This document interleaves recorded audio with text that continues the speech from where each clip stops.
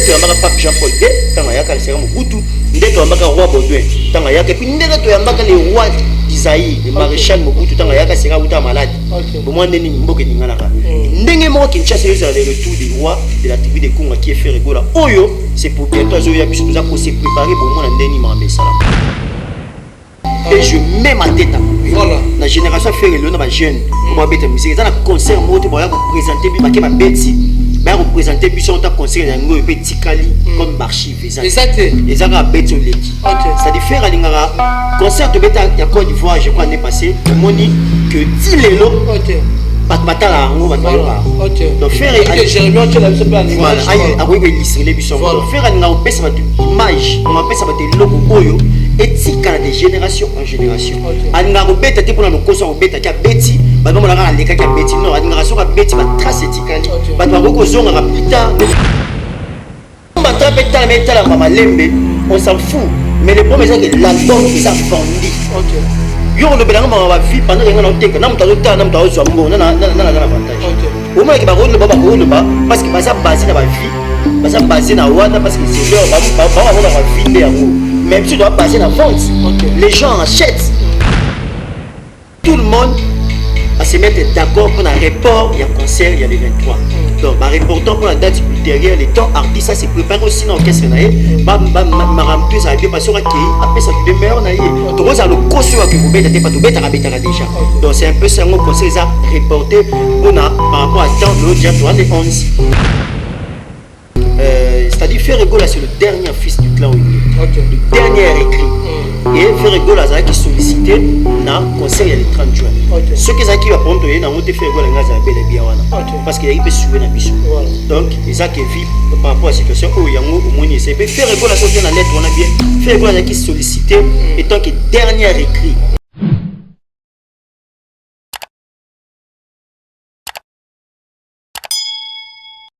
Vous êtes sur Verti Télévision officielle, on a bandeko tout au bas Rolanda Bisso à travers le monde entier. Na kati Verti Télévision, pour s'abonner massivement pour ça la kitoko na elengi. Merci aussi na bandeko tout au bas Zuma Kasi pe force.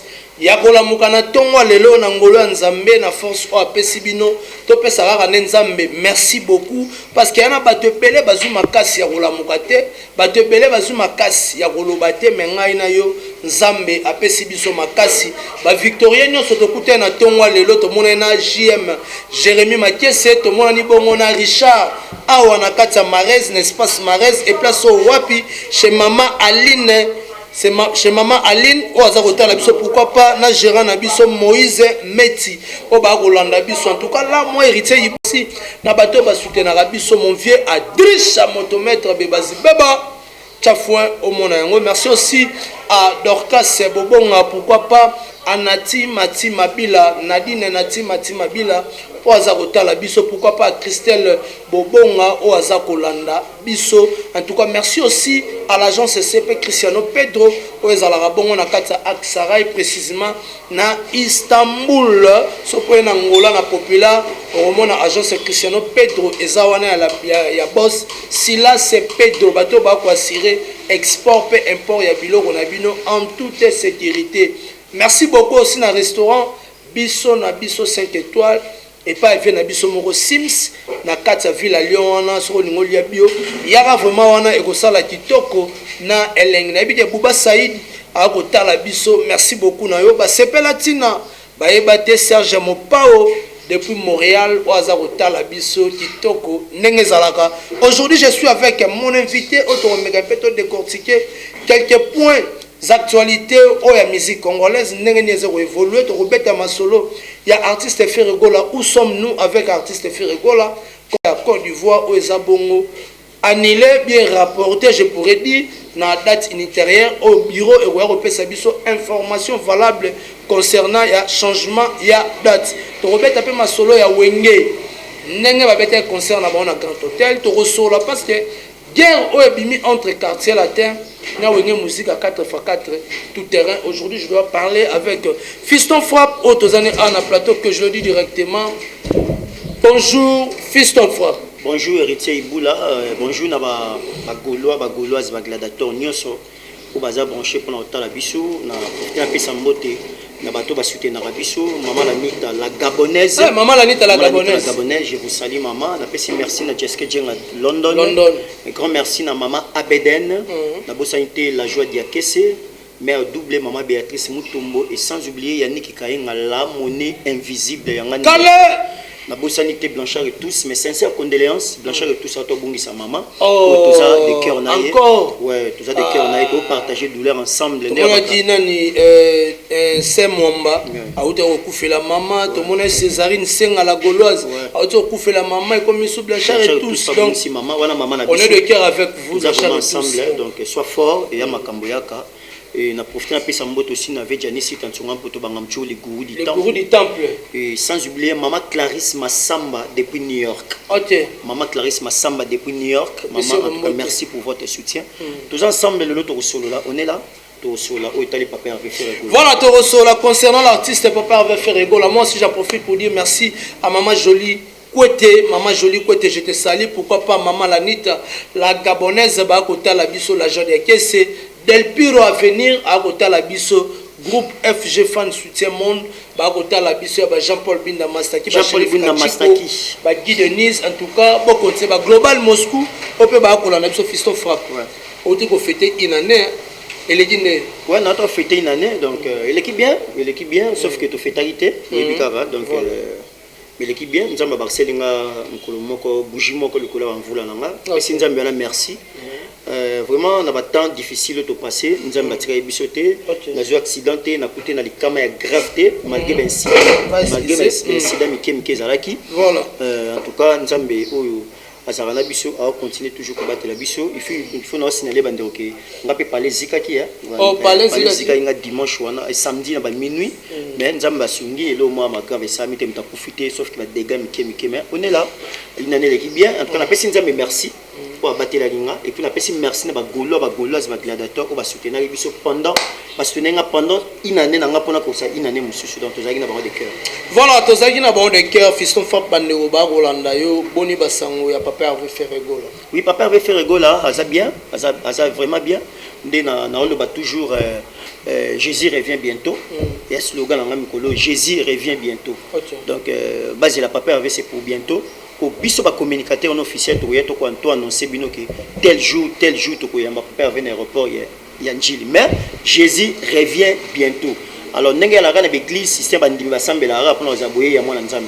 Au moins l'église moroté ba le baki ato lembi yeso nga ya mkoni te toute l'église avait pensé Kinshasa pourquoi pas dans le monde to biso tout c'est la retour ya Jésus Christ de Nazareth ndenge moko na ba gaulois ba gladiateur ba gauloise nyonso baza bazozila les retours de Jésus de Nyons Ferregola oh c'est pour bientôt aza bien et biso pe na part na biso toujours continuer musala to sala et puis en tout cas ma fan baza na part na bango ba sala bureau eza na part na bango pe biso pe to na part na biso au moins ki ba fan bazo consommer dynastie bazo somba la preuve que tous sont toujours au top na top 100 tous ans ba fan ba sala part na bango na part na biso ba communicateur au moins que tous sensibiliser tous motiver ba fan na biso ba ki ko consommer album ba ki ko somba album donc tous sala part na biso et puis na bureau pe ba sala part na bango ya travailler tant que bureau la preuve que ba tele ki biso clip ya rumba trap donc en tout cas pas déjà départager orchestre na part na bango pe bazo travailler ba continuer ça na bango donc tout ça bien mais tout ça les gars bien tout c'est là c'est pour bientôt les retours de Jésus-Christ les retours de Jésus de Nyons et ba surprise ça quand tu dis que ba surprise ezali bandeko ba Rolanda yo parce que ba du tout to ko mona na ba page ba ko tchake yo uti ko ba mwana nzamba ko ya bientôt boye ya mwana nzambe Jésus-Christ a koya mais ko tala nengo za ko ba te belé bazaki na ba espoir ya komona Papa Hervé Ferregola na Côte d'Ivoire le 23 tant ba moni que ba sali rapport ya date wana ça donne aussi l'inquiétude na ba mourir à bonne musique Fiston Frappe. C'est tout à fait normal, c'est un artiste professionnel, c'est un artiste oyo alinga ko pesa ba fan na ye, alinga ko servir bango biloko ya bien. Lelo oye bisanga teza na concert moroté lelo ya ba artiste na biso ba génération Ferro lelo ba sa musique, ba sa pe faire ta musique na biso. Ils na concert moroté o ba beta ba présenter ngo bato. Petit etika na ba mito bato. Et un concert moroté. Je pèse mes mots. Et je mets ma tête à couper. Voilà. La génération fait le nom de jeune pour ma bête musique. Dans un concert moto pour présenter bi ma beti ba représenter biso en tant que conseiller yango et puis tikali comme archive exact ezaka beto leki c'est à dire faire alingara concert to beta ya Côte d'Ivoire je crois n'est passé au moni que tilelo batala ngo batala donc faire Jérémy tu l'as vu pas voilà a ko illustrer biso faire alingara pesa batu image on pesa batu loko oyo éthique de génération en génération. Alinga robeta te pona lokoso robeta ki abeti ba ba la leka ki abeti non alinga so ka beti ba trace éthique ali ba to ko zonga ka plita nde to tala lelo ba soirée lipanda nde to tala ba concert ba de goma sa o to beti na ka de vous comprenez on senti que et loko éthique na ba tika na posa na ngo alors biso no story pendant ce temps l'artiste fait rigola ba moment de traverser au faire à bimate malamor que beta concert donc l'artiste aussi doit se préparer mentalement physiquement sur tous les plans sera sur scène après ça de meilleur raison pour laquelle toute l'équipe équipe stratégique équipe management avec le producteur tout le monde va se mettre d'accord pour un report il y a concert il y a les 23 donc bah reportant pour la date ultérieure les temps artiste ça se prépare aussi dans orchestre naé bah remplir ça bien parce que après ça de meilleur naé tout ça le costo que vous bêtez pas tout bêta déjà donc c'est un peu ça un concert ça reporté pour par rapport à temps le dia toi les 11 donc les 23 c'est pour bientôt alors artiste ça oui ça il le mot ya bon faire préparer un concert naé ba conseil à faire une ça fait ça ba date ezalaka préparer donc na ko beta te pas que no ba beta wi o beti etika na ba monaka na yaki non donc c'est pas notre caractère notre culture donc biso dans la façon de travailler yango moni ba reporter concert pour date ultérieure et j'en profite pour dire merci la peuple ivoirienne oh bata de cœur on a papa avait fait rigola et surtout na Koulibaly ici na pesi mamboto to sole na Koulibaly ici lobby na Katia Côte d'Ivoire on a beaucoup parlé on a beaucoup échangé et a tindelenga communiqué officiel donc c'est un peu ça et te répondre dans ça par inquiétude des até ba yebi donc ça ce total ne va reporter en et ça par rapport que sorti artiste fait rigola roya malamo te que non roya maman obeta conseil non marambe le plan marambe c'est délai facial donc il faut signaler aussi que avant les 23 on avait aussi d'autres dates pour qui calé pour rendez-vous monsieur artiste à l'air et bousculer donc il faut pas vendre pas mais qu'un peu que bongisa tout et ça en ordre pour que avant de répondre tout à honorer l'engagement ou à ceux qui avant au problème soit donc c'est un peu ça on a cinq bagolo vous s'inquiéter ils ont un programme ils ont déjà établi et vous avez image voilà bah vous avez image nos fiston fait pandéo bah Rolando on a l'ingara yo pour aux moins clarité moi par rapport à bagolois na ba mourir à bonne musique ba gladiateur ba tutu ba Rolanda biso parce que to ko mona na ba page ne ba ko les 19 sorties artiste fait rigolo là voilà je suis voilà c'est là parce qu'il y a aussi des gens au ba ko benga est-ce que c'est confirmé cette date là est réelle ou bien est ça ba date moko fantôme au ba ko nous sommes les communicateurs officiels de l'artiste. Voilà. Donc on peut savoir une date précise, exacte, par rapport à l'artiste fait rigolo. Donc nous ne sommes pas communiqués. Par exemple, on a une page, dans les réseaux sociaux, on est circulé. Nous, dès que tu as un mot d'ordre, tu vas savoir que tel jour, telle heure, tel, vous aurez des images. Donc tu vas aussi ça va tout pas bénéficier par l'équipe. Pendant le bac, pour le sentiment de base à non. Donc pendant le bac, mais je suis les communicateurs. Il faut communiquer au Ezayango. Donc c'est un peu ça. Basé là, tu peux savoir ma date dès que comme il prêt puis vous allez annoncer la page artiste, même tout bio artiste, bah oui ça biso boy puis biso de la communiquer. Voilà, bah on peut ça biso bon. Si quoi lettre auto comme on circuler il y a contrat. Il y a concert, il y a les 30 juin. Où artiste fait rigolo, il fallait à participer. Mais tout le monde lettre moi bimite l'artiste fait rigolo azalaki sollicité. Donc c'est vrai que soba yeka rache le coloto à Matisse sur scène. Et ça vrai sollicité par rapport il y a concert à les 30 jours. Ouais. Où est au leka. Tout le monde contrat où est bimi. Où ba bimi si déjà. Que ça l'a dit déjà, tout le monde écriture, il y a maître Ige Matadi, il y a un trésor contre tout le monde, il y a Mamadou. C'est pour cela moi je te pose la question, ça contrat, ça est vrai? Si, le contrat a été signé par l'avocat de l'artiste et puis trésor congolais. C'est-à-dire Ferregola c'est le dernier fils du clan Wenge, le dernier écrit. Et Ferregola qui sollicité na concert il y a le 30 juin. Ce que ça qui va prendre y na monter faire quoi nga za belle bien wana. Parce qu'il y a peut souhait na biso. Donc et ça qui vit par rapport à la situation où yango au moni c'est peut faire rigolo la sortir na lettre on a bien faire rigolo qui sollicité étant que dernier écrit. Il y a Wenge Musica BCBG 4x4 tout terrain. Avec sollicité comme dernier écrit. Donc c'est un peu ça. Et ça on le côté faire rigolo qui sollicité na concert Wenge Musica tant que dernier fils. Comprendre fallait azana podium à Wenge mais vu que ma salami et yango salami ne salami lelo. Voilà, vu que ma salami yango salami ne salami lelo.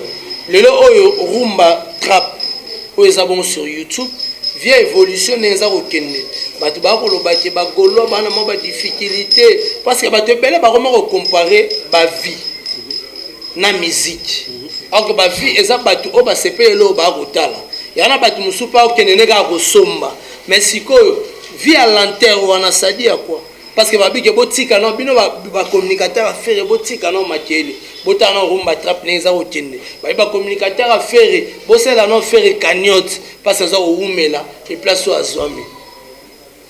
Moi je pense que Lelo c'est normal là ce bango ba artiste ma vie sans ba œuvre c'est tout à fait normal parce que Lelo sur aux rumba trap tout ça on est le rumba trap ma vie que le l'enterre c'est que tout qu'est-ce qu'on niveau avance album était comme combien de fois OK au moins que espace exact donc sur les albums na bango tie aussi bango moko tie bango ma ba na top 100 il y a top 20 bazati donc c'est-à-dire biso na top 20 tozali donc rumba trap et metala mama lembe on s'en fout mais le problème c'est que l'album est vendu yo le belanga ma vie pendant que na teka na mutazo ta na mutazo zombo na avantage au moins que ba le baba ko le ba parce que baza basé na ba vie baza basé na wana parce que c'est leur ba mona vinde yango mais biso doit baser na vente les gens achètent album est vendu na top 100 na Amazon au monde que biso to likolo na bango tout ba congolais tout bazana mto battre faire le hasard parce qu'on a bango biso to discuter sur quoi sur ma vie tout sur vente au monde que ba zelo répondre biso bon OK c'est bon toi qu'est-ce qu'on a débandé ba kena ngwana tu est-ce que sur ma vie tozi ba vie na bango papa chauffeur pas biloko et ce ça bino tozi ba vie na bango o etali ba vie ba YouTube na bande ba mesana to tie boyena ba vie na bango botie wana parce que biso pe toyena o eza ce que qu'est-ce que o etali ba vente to kela ba plateforme biso ce que toyena ba nombre de ventes to tie sikoyo na muto ba vie na ba bato ba teka ba même bango ba voter ni bon peut ça va réponse au moment que ba c'est un échec yango moni ba okenda ko ba trophée na ba biti award ba ozwa te pourquoi parce que futilité mais manga place ngo mais na memioté pour ça même ngata na reposer question OK na biso na ko ba bakata na pas ngana ba bakana te na matière na za oza fistof ils appellent au fan donc c'est-à-dire au monde appelle que non basa bazali koli kolo na mamba osala bana maîtrise mamba osala te au monde biso to jouer album Dynastie combien de mois parce que depuis to bandi ba combat oyo moi j'ai fait 6e année yango depuis na bandi révolution. Et pendant ce temps, 6e année, pour faire un album sur les marchés. Donc, la carrière, na Robert Atolo qui n'a eu première fois à produit pour la dynastie, il a fait rigolo. Vous comprenez? Donc, la produit n'a pas de besoin, on a joué à faire rigolo pendant le combat, il y a dynastie. N'a pas de connaissance sur ça, combat, bino, bagou, biso, toujours, produit n'a pas de besoin de la dynastie. Si vous avez dynastie, les longs niveaux, ils ont n'a pas top vente, sur la plateforme à téléchargement, vous avez dynastie. Ce que vous avez bango. Combat ma banda nango na pembeni ya artiste grand P combien de temps o ma banda artiste grand P ouais abeta misi na Congo ouais grand P na Congo to développer te ngala tuni papa ngala bike même artiste na ba grand P s'il te plaît mais mangai na eloro na kombo nango tango bi artiste grand P to komi na grand P awa to na grand P évolué papa na grand P c'est-à-dire aux bango na artiste ba grand P ba zuye na ba combien d'albums o ba zoyer o ba na ko défendre ba ni ko kumiswa ni ko tombola ye na ba combien d'albums biso la dynastie ba zuye na ba combien d'albums surtout le temps ba ko mata 3 4 pour ba ko tromba bisa 10 siko zwa bango temps ba zoyer na ba album ba zwa na biso tant aussi dynastie sur 3 mois sur 4 mois comparant maintenant na ba plateforme sur le plan vente qui est au monde sur le plan boulot tout ça ça pour les cabango ba ne loko ya lo bana bisoté ba tant o ba wa zuina artiste wana on a ba tam sur zuina faire pendant l'album Dynastie ceux qui puissent regarder dans temps wana to soit qui wana mais fait kana ba 4 ba 5 disques d'or il y a vrai certifié na Sinac. Parce que le dynastie da vendre ba somba to qui ne vert. Parce que surtout qui to soit faire ego na temps wana. Na ba album local qu'est-ce que j'avais dit? Ba album local ba album local ba qui est derrière toi? Ba sans interdit. Surtout j'arrive à faire ba temps wana mais le album wana tout est raflé disque d'or vrai certifié. OK. Vous comprenez? Donc sur le plan terrain tout ça, Moussala ba olobana biso te patona Moussala ba bon communicateur. Oh Moussala est mon palpable. Bana to bana to akana top 100 to kitade to ki to zong mais to za toujours au top. Parce qu'on a bango bazate ba bimisaki album. Ba to ba yo ba makambo yo ko ba ngata ça ba jeunesse net té. Et ça ba journaliste est à l'autre côté. Voilà. Ba grand P. Bango de ba ça ba débat oh. Or sur terrain, ba un album le 25 février. Biso to album mais le 25 mars. Un mois après, to comparer deux albums sur les marchés. O ba nani ba za ba bon communicateur. On va salir Moussa, on tek album artiste. Cet album na bango, cette dynastie, on comprend que bah ça est l'oroté. Bah na l'oroté. Bah ça est l'oroté. Bah na ba vie. La fois, il y en a le bic ici. Il y a moyen de bon, il va parler dans ma vie. Mais quel est bon top sur la plateforme de téléchargement. Bah ça il y a moyen ba yebi ba monter na biti. Bah rejoiter parce que bah ça reconnaît même avant tes athées. Bon ça débat par rapport à quoi? On a singa ba face à face na plateau ba oyate. Tout ça. Quand tu dis que Moutou est Zali, mais c'est comme si côté artiste fait rigoler, c'est comme s'il y a un lanterne. Lanterne à niveau ni. Niveau que nous avons qui va production zate, vous avez mais mais papa, tout cela. Bah le makambo ba la maîtrise en côté. Boy bisanga pendant papa yemba quand qui na temps à côté à prison en France, ba conseil ni papa m'a divagi. Arrivé à conseil à prison. Voilà. Donc un artiste na ba bête la tout ba sala meilleur featuring ya carrière ya vie na bango pesa bango lo na R Kelly. Depuis ba kanga R Kelly na prison, asala combien a bête à conseil combien de concerts. OK. Oh ba ningi ba niki ba lanterne ba concert te faire gola za disponible été. Que ba concert to bête na banani. OK. Au moins qui raisonnement mo bidon. Raisonnement mo terre à terre, ba raisonner makambo ba isa place ba ko raisonner. Vous comprenez? Donc c'est un peu ça ba to relater, c'est-à-dire ba zo luka ni ba rosal. Baluka ni baro kota ni baro loba vous comprenez bango pas bango ba sepela ki to faire réguler za ki arrêter on va to abeta maboko ba sa be mission pour na sepela nango parce que que en fait au permis artiste ça va couloir.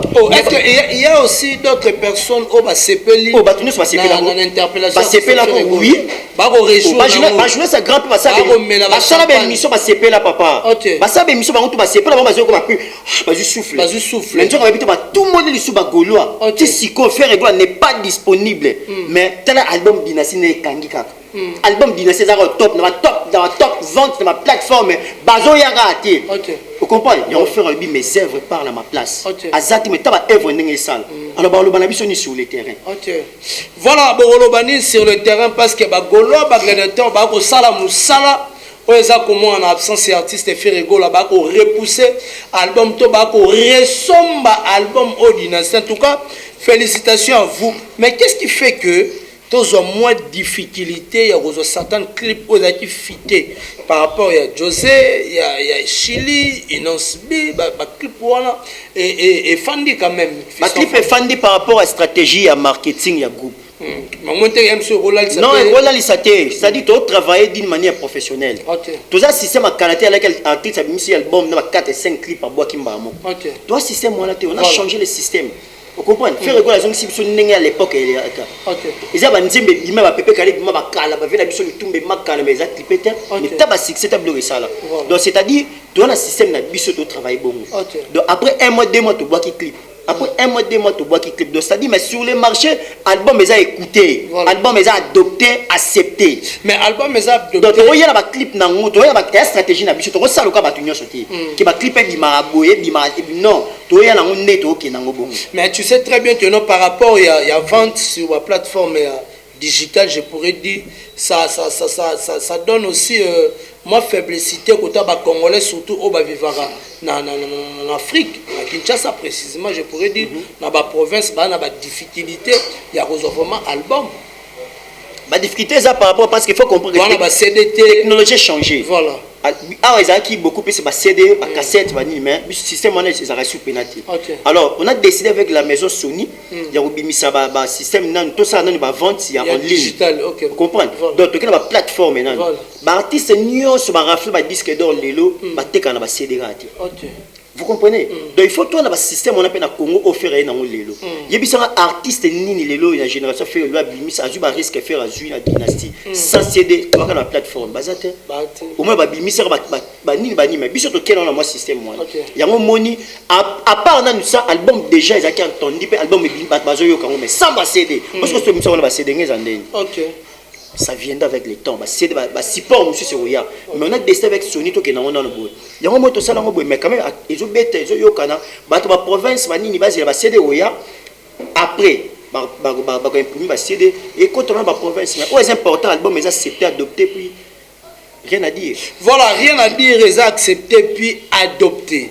Fiston Frappe, à quand Autorozoa, sommation, il y a la vente en ligne? Pour battre mon mité mais comme il bec à moi doukou pour te remonter la page bientôt là l'artiste fait rigolo par rapport à la vente à ça là audio raflé disque. Oui, tu as raflé disque d'or on a passé on a essayé de passer en 2 mois. Dans la salle défi on a passé en 2 mois on a il y a fait été on change malobate o tient ma mettre té na lobi on avait pas passé en 2 mois on a passé na 5 bango na ben lancé bango défi total ça la misala bino au sein option sali par rapport à 2 mois attention aux disque d'or na plateforme ma sommation on va comment le streaming sur on a combien au teki combien sur teki combien on va to gagner bango ka ya on a habité non sommation et ça ma Sony ça la sommation la mettre aux vers disque d'okende. En tout cas, sommation Sony, ça a récolté le nombre de ventes, sur la plateforme, c'est pour ça la sommation. Mais, nous avons dévoilé parce que nous avons tout ça calculé, tout ça dans les bons tokens. Voilà, c'est la passion de communiquer.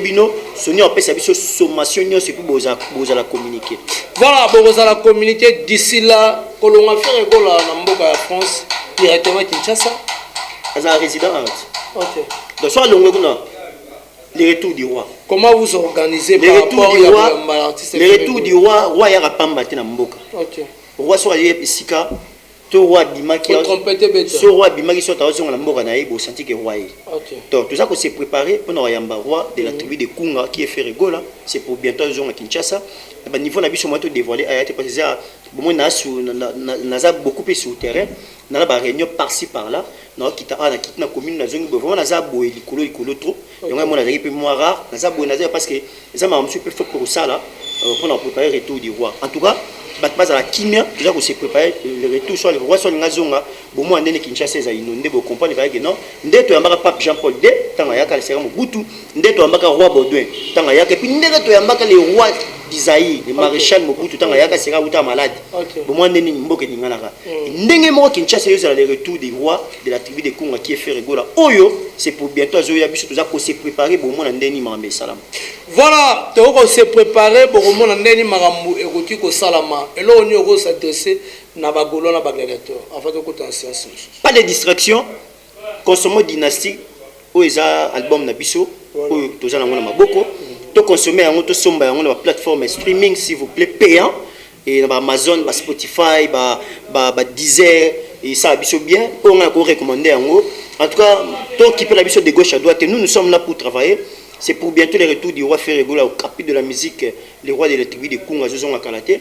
Et pour rejoindre le programme, nous sommes là pour nous avoir besoin de rejoindre. Et moi, je dévoiler le monsieur exact, mais vous allez calmer. Babangi Sabino, tu vas la mettre au moté Ningi Sabino. Nous sommes là. Voilà, tous un Fiston Frappe, 25 ans après, séparation ya Wenge, musique à 4x4 et tout terrain. Bandego ba kolanda yo. En tant que journaliste d'investigation, les deux productions, Papa Chéri Abi va redémarrer le monde. En tant que journaliste, averti et puis avéré. Tant on t'a les deux productions, Papa Chéri Abi va redémarrer le monde. Fiston Prof, tu pourrais dire quoi? On n'attendait pas à ça. Voilà. Parce que les a traité, il va même pas supporter. Passer des émissions pour nous humilier bango et na zeli bango ba sa émission pour nous féliciter bango ba sala ngote. OK. Ba bango ba AGC koli ba kokasuté ba otondisa te ba oza batute parce que ba ta génération na bango si ba kola ba vie ba ba conseil wana te ba traiter ki bango ba mo ba kokeko traiter mais ils ont prouvé que de quoi ba za capable. Tout le monde conseille à stade de martyr plein et ma génération il y a qui wana ba génération ba génération assoiffée. OK. Il y a Wenge. Wenge sa génération oh lelo musique congolaise simami na clan Wenge. et puis wenge que kufaraté de génération en génération pendant que faire obota bana faire wana ba obota bana na ba obota po ça wenge so on parle que bana faire ça dit musical à faire ba bimisi ba et qui n'est pas ce que ça wenge.